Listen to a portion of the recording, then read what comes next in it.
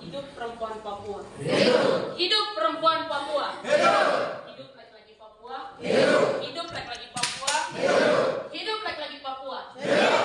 Hidup rakyat Papua. Hidup. Hidup rakyat Papua. Hidup. Hidup rakyat Papua. Hidup. Papua. Merdeka. Papua. Merdeka. Papua. Merdeka. Terima kasih banyak untuk kawan-kawan semua yang sudah hadir hari ini. Saya bicara dari sisi Gaula dan dari sisi ini koordinator yang kawan-kawan sudah percayakan pada saya. Saya pribadi mengucapkan terima kasih kepada kawan-kawan semua, kawan-kawan laki-laki dan kawan-kawan perempuan. Terlebih khusus untuk kawan-kawan laki-laki, karena sejauh ini kita lakukan diskusi-diskusi, kawan-kawan laki-laki punya peran besar sekali untuk menopang saya, untuk bantu kerja-kerja ini. Itu hal yang luar biasa bahwa kawan-kawan laki-laki juga punya kesadaran untuk perempuan ini harus berbebas, dan kawan-kawan menunjukkan itu dalam komitmen kerja-kerja nyata yang kawan-kawan tunjukkan selama ini. Terima kasih banyak, hormat dan salut untuk kawan-kawan semua.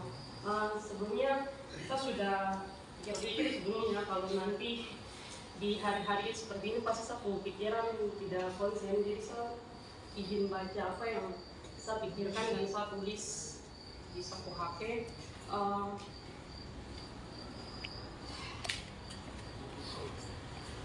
Syukur bagimu Tuhan, Kau ciptakan aku sebagai perempuan, Kau beriku hikmat untuk paham, sadar untuk melawan, dan bergerak untuk membangkang.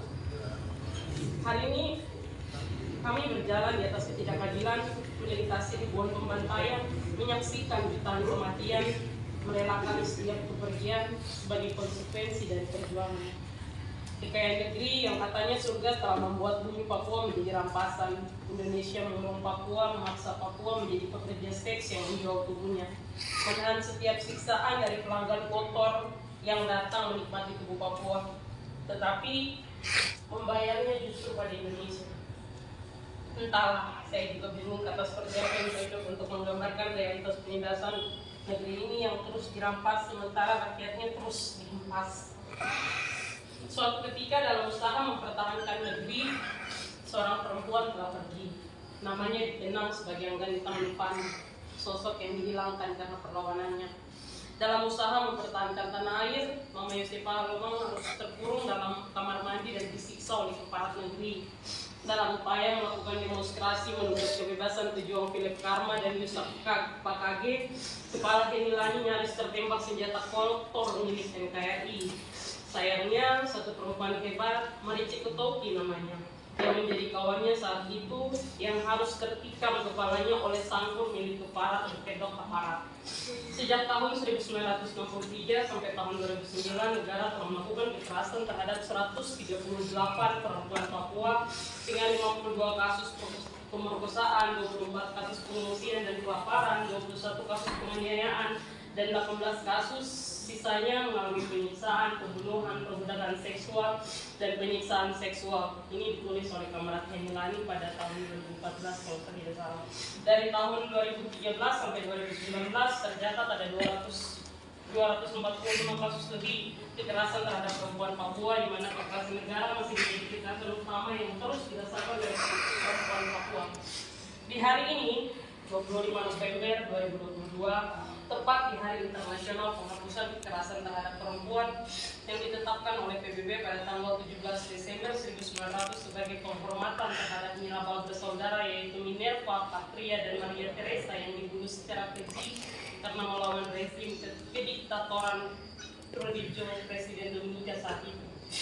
Pada tanggal ini, dunia telah mengakui bahwa kekerasan terhadap perempuan adalah bentuk dari pelanggaran HAM. Namun bolehkah saya meminta kekerasan terhadap perempuan Papua dapat dihapuskan?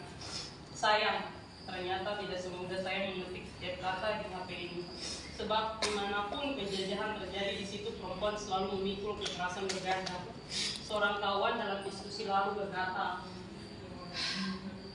penindasan kalian dengan sekedar berganda, tapi berganda paling mulia. Namun di hari ini saya ingin mengingatkan pesan Minerva Mirabal dia pernah bilang seperti ini, merupakan sumber kebahagiaan yang amat sangat untuk melakukan apapun yang bisa dilakukan bagi negeri kita yang menderita oleh begitu banyak luka. Begitu sedihnya jika kita tinggal dan dia mengingkari ini semua. Kamrat Rinto Kogoya mengatakan bahwa tidak ada pembebasan nasional tanpa pembebasan perempuan, dan Kamrat Clara Zetkin menyatakan tidak ada perjuangan kelas tanpa pembebasan perempuan. Dua pesan mereka adalah jawaban singkat atas tema besar yang diangkat pada hari ini, yaitu perempuan Papua dalam cengkraman kolonialisme, kapitalisme, dan imperialisme. Kemerdekaan Papua Barat haruslah memberikan kemerdekaan juga bagi perempuan yang telah menjadi korban kekerasan berganda yang dilakukan oleh negara selama lebih dari puluhan tahun. Perjuangan kelas juga haruslah memperjuangkan perempuan yang telah sekian lama tersingkir dan menjadi manusia nomor 2, di mana penghapusan kelas untuk tujuan mencapai keadilan, kesetaraan, dan kesejahteraan bagi umat manusia harus selalu dilakukan. Dan saya percaya kita sedang memperjuangkannya bersama-sama melawan apa yang selama ini kita rasa itu biasa saja. Dan hari ini dengan duduk diskusi bersama-sama, kita beranjak bergerak menuju sadar bahwa ada hal-hal yang seharusnya tidak terjadi, yaitu ketidakadilan terhadap perempuan.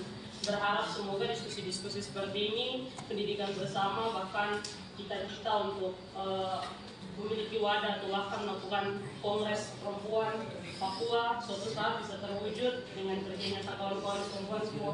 Satu hal yang jadi satu hubungan selama diskusi sampai hari ini, saya masih melihat kita perempuan dalam gerakan kita masih mengisolasi, kita masih mengisolasi diri dari isolasi pendidikan yang selama ini diberikan oleh masyarakat. Itu masih membuat kita belum memahami banyak hal, termasuk belum bersedia untuk bekerja sama-sama seperti itu. Kalau kawan-kawan yang lain bilang dorong sampai tingkatan wadah, saya sendiri rasa berat, tapi kita lihat ke depannya seperti apa. Saya berharap kawan-kawan semua bisa sama-sama untuk mau belajar, bisa sama-sama untuk berdiskusi. Kita tidak lihat kita pakai baju warna apa, kita datang dari organisasi mana, tidak, tapi kita berdiri untuk tujuan yang sama, pembebasan bangsa dan pembebasan perempuan. Dan satu lagi, saya mengingatkan kita punya kawan-kawan laki-laki itu selalu ada, itu selalu siap untuk backup. Yang paling penting kawan-kawan perempuan sendiri punya keinginan untuk maju bersama, bukan maju sendiri-sendiri. Terima kasih banyak.